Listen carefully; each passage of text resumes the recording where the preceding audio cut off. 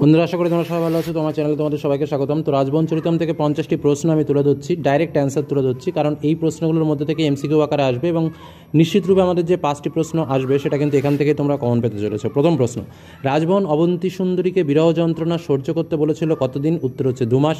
চণ্ডবর্মার ভাইয়ের নাম কি? উত্তর হচ্ছে দারুবর্মা। রাজবহনের বন্ধুর নাম কি? উত্তর হচ্ছে পুষ্পোদ্ভব। পুষ্পোদ্ভব কী ছিলেন? বৈদেশিক বণিকের পুত্র। পুষ্পোদ্ভবের স্ত্রীর নাম কি? বালচন্দ্রিকা। প্রাণ সমাম সমাসাস্য বাক্যে প্রাণ সমা এর অর্থ কী? প্রাণের চেয়ে প্রিয়।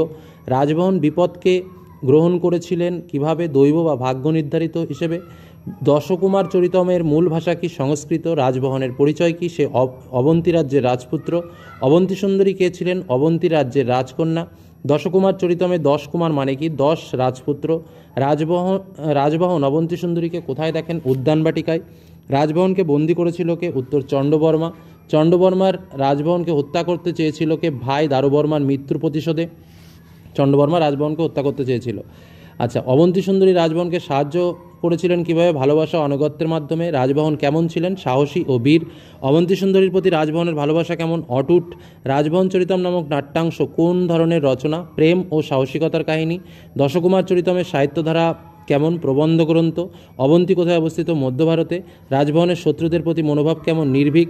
রাজবহন চরিতম পাঠ্যাংশটি কোন গ্রন্থের অন্তর্গত? উত্তর দশকুমার চরিতম। দশকুমার চরিতমের রচয়িতাকে? মহাকবি দণ্ডী। রাজবহন চরিতম পাঠ্যাংশটি দশকুমার চরিতমের কোন অংশ? প্রথম অংশ। তারপর হচ্ছে দশকুমার চরিতম কি? এটা হচ্ছে একটা গদ্যকাব্য। রাজবহনের প্রতিপক্ষের নাম কি? চণ্ডবর্মা। অবন্তী সুন্দরী রাজবহনের প্রতি শ্রদ্ধা দেখান কীভাবে? মৃদু হেসে। স্বপ্নে অবন্তী সুন্দরী ও রাজবহন দেখেছিলেন কি? এক বৃদ্ধ রাজহংসকে। অন্ধপুরিকারা ছিলেন কি? ভূমিতে লুণ্ঠিতা হয়ে কাঁদছিলেন। রাজকন্যা আতঙ্কিত হয়েছিলেন কেন? রাজপুত্রের অবস্থা দেখে। রাজবহন বিপদকে মেনেছিলেন কিভাবে? দৈব বা ভাগ্য নির্ধারক হিসেবে। অন্তঃপুররক্ষীরা প্রবেশ করেছিল কোথায়? না কোলাহল শুনে ঘটনাস্থলে যেতে। চণ্ডবর্মা রেগেছিল কেন? কারণ রাজবহন তার অনুজ ভ্রাতার মৃত্যুর কারণ। অবন্তী সুন্দরীর বৈশিষ্ট্যটা কী ছিল? সে সৌন্দর্য এবং বুদ্ধিমতী। রাজবহনের প্রতি অবন্তী সুন্দরীর মনোভাব কেমন ছিল? বিশ্বাস ও ভালোবাসার। রাজবহন কাকে ভাগ্যের বিধান বলেছিলেন? নিজের বিপদকে। দারুবর্মাকে। চণ্ডবর্মার ভাই। রাজবহনের বিপদের সংবাদে অবন্তী সুন্দরী কী হয়েছিল? অতিমাত্রায় বিচলিত হয়েছিল। অন্তঃপুরিকাদের অবস্থা কেমন? অসহায় এবং আতঙ্কিত। রাজবহনের সাহসিকতার প্রমাণ কিভাবে? শত্রুর মুখোমুখি দাঁড়ানো। চণ্ডবর্মার প্রতি রাজবহনের মনোভাব কেমন? ভয়হীন। অবন্তী সুন্দরী রাজবহনের জন্য কী করেছিল? সাহস যোগাতেন। দশকুমার চরিতম কোন যুগের রচনা? গুপ্তোত্তর যুগের।